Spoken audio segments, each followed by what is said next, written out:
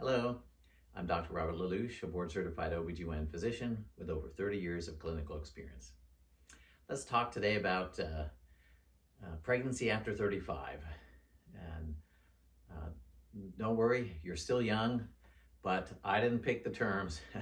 The medical terminology, though, is advanced maternal age or elderly, prima-gravid or multi-gravid, which just means that some of the risks are increased, but otherwise, I didn't make those terms.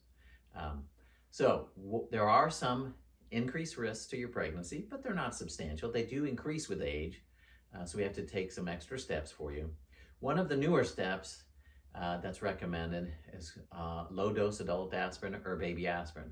Now, this is 2022, and I can tell you over the years of my practice, baby aspirin has gone up and down in popularity. So be sure and get the latest information from your physician, because that may change. But as it stands now, low-dose adult aspirin can help reduce your risk of getting a blood pressure problem, which, by the way, you're at increased risk for because of your age. So you have a little higher risk of gestational hypertension or high blood pressure pregnancy, preeclampsia, severe preeclampsia, all blood pressure issues of pregnancy that can be of concern to you and your baby.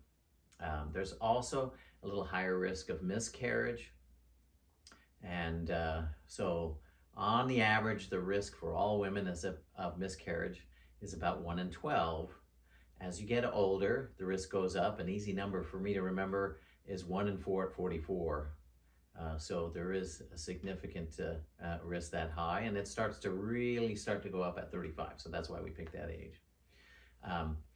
Also, at 35, for years, that has been the age to recommend an amniocentesis because that's the procedure where we draw fluid around the baby to look for Down syndrome and other chromosome birth defects. And that's because at that age, at 35, the chance of having a baby with a chromosome birth defect is higher than the risk of the amniocentesis. The good news is that we've got better tests now, and that's called the NIPT test, or cell-free DNA test, that can be done around 10, 11 weeks pregnant and find baby's DNA floating in your blood and tell you with better than 99% accuracy if the baby has those defects. So amniocentesis, thankfully, are much less needed.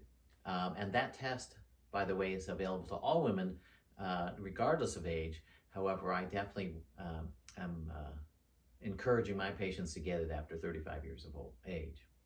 The other thing is that as the risk of birth defects goes up exponentially at 35, and the chances of getting pregnant starts to decrease at 35. But I'm assuming you're watching this video that you're already pregnant or thinking about it. But if you're not pregnant and you're thinking about it, as an obstetrician, it does make a difference. We urge you to start trying sooner than later. Again, get firsthand information for your particular case from your physician.